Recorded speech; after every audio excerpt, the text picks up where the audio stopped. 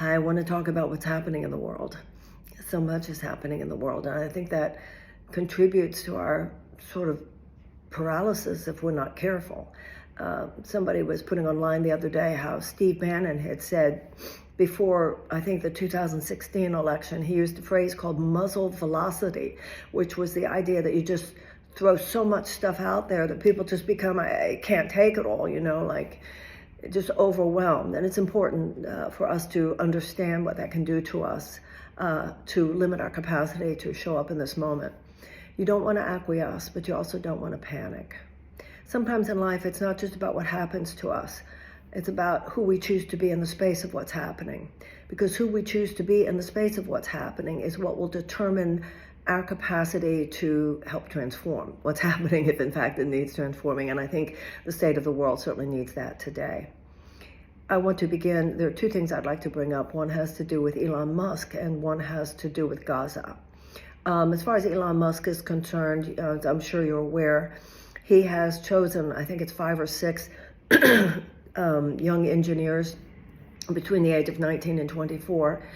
And basically they've acted like a squad of goons going into federal agencies and basically demanding the keys to their computer systems. Wildly unlawful and wildly unconstitutional too, because what's in those computer systems is the agencies and the instructions and all those kinds of things that were actually legislated by Congress. This goes way beyond getting rid of DEI. This is so way beyond that. They have taken down 8,000 pages of website material. If the president wanted to say, okay, we're going to have an advisory board talking about the efficiency of government programs, which is what we've been told during the campaign, just making recommendations, nobody, I don't think, would have a problem with that. But what has happened here is so far beyond that.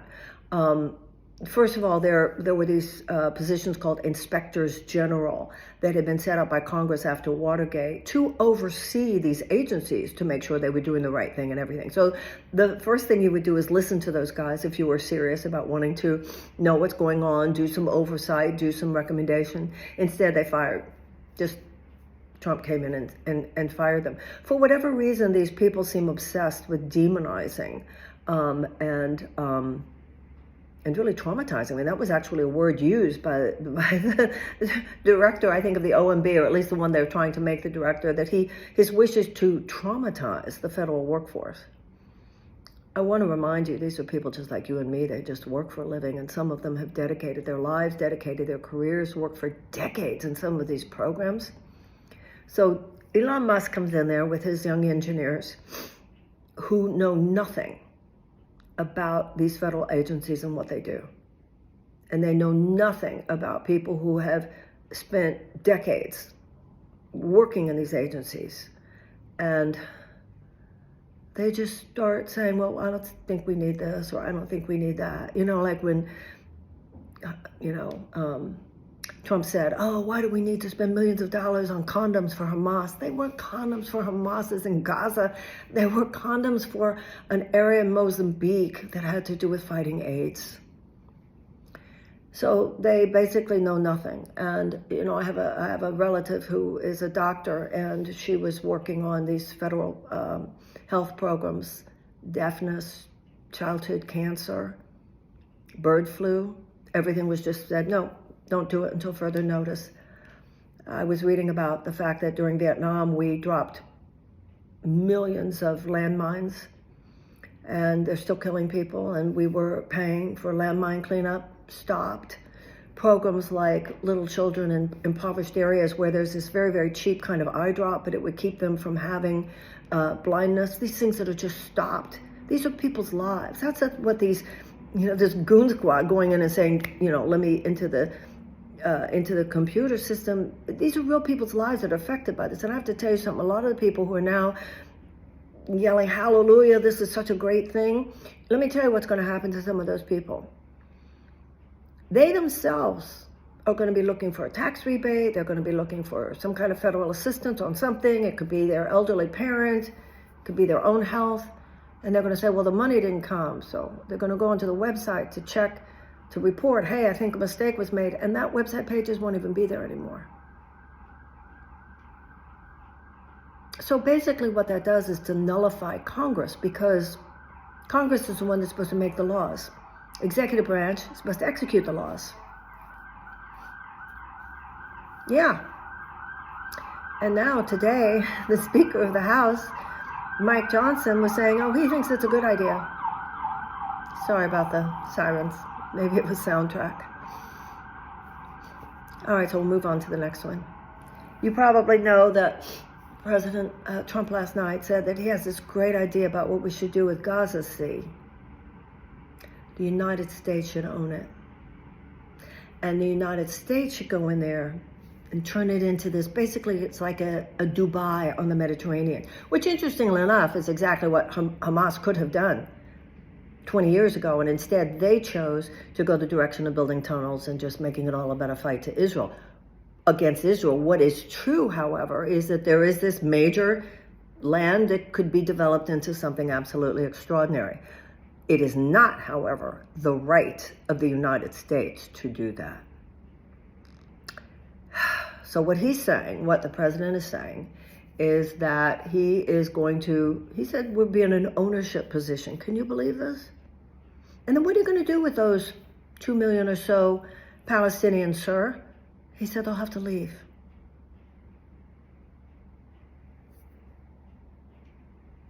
Forced relocation. He says they're going to have to go. This is so outrageous. So he says they're going to go to Egypt and Jordan, who have famously been deeply uninterested in anything like that. But I don't know, is he going to offer them a deal they can't refuse? Because if he wants to make it this great Dubai activity, I'm sure there would be all kinds of, multi-billion-dollar deals made with people in that region. So all of the Arab leaders are condemning this. People in Palestine are condemning this. Rights groups are condemning this. But I don't know. It used to be that, he talked about such ridiculous, absurd, awful things. And you thought, yeah, but he'd never be able to do it. It's against the Constitution. It's wildly illegal. That doesn't matter to this crowd. There was the famous story of Andrew Johnson and the Trail of Tears, and the Supreme Court had said you can't do it. Native Americans were forced to walk thousands of miles in forced relocation. Thousands of them died. The Supreme Court at the time said he couldn't do it, and he said, watch him, make him stop me. And J.D. Vance recently used that as his example of how the president should treat anybody who gets in his way. That's an example of criminality on the part of the president. But remember, the Supreme Court has given him immunity from prosecution for anything that he says, hey, it's part of my job. So, he says if he needs to use U.S. troops to go in there, because his whole idea is you got to get rid of Hamas. So for those who thought that you weren't going to vote, for Biden or Harris or whatever because of what was going on in Gaza, because you didn't like the United States supporting Israel, which I didn't either, by the way. I mean, in terms of the money, in terms of the war. This is going to be way more than supporting Israel and doing something. This is something that Trump says he will put American troops on the ground in Gaza. He said he would not rule that out. Now, on one hand, you'd say, well, that's just totally ridiculous because that would never happen. Hello, I'd like to remind you that Pete Hegseth is now the Secretary of Defense. It's just like people said, there is no one to stop him from doing the most ridiculous thing. So what I would say to you is, my fellow Americans, is how did Vietnam work out for you? How did Iraq work out for us? How did Afghanistan work out? And by the way, for those of you who might not know, might not remember, when we invaded with that criminal action, a country that had done nothing to us in 9/11, Iraq, Cheney said, they're going to treat us like, with the open arms, they're going to be so happy. They will not be happy. Nor should they be. We have no right to go into Gaza. We have no right to own it. It's not ours. It's a sovereign territory. So that's where we are today. So these are the two things I think we need to remember in terms of who we are. Don't acquiesce. If you know in your heart, if your own conscience says, well, that's ridiculous, you're right, it's ridiculous. Read up, know what's going on, but don't panic. Don't panic. It's too serious a time. Panic will diminish our effectiveness. Just be very attentive. And you know how I feel about these things. I agree with the Dalai Lama. In order to save the world, we must have a plan, but no plan will work unless we meditate. So whatever your particular process is of realigning your own self, purifying your own heart, prayer, meditation, whatever you do, our nervous system has to be prepared to handle this stuff, because that's what it is. It's an assault on our nervous system. I mean, we're just not used to any of this kind of thing. But if you read my stuff on Substack or wherever, you know how often I remind myself and remind you, other generations took some really serious hits. They prevailed, and so will we. Okay, thanks. Make sure you're over at my Substack, and if you're not already, this might be on my Substack, but you might be reading it elsewhere. Whatever, because we'll be doing more of this. All my best. Thanks.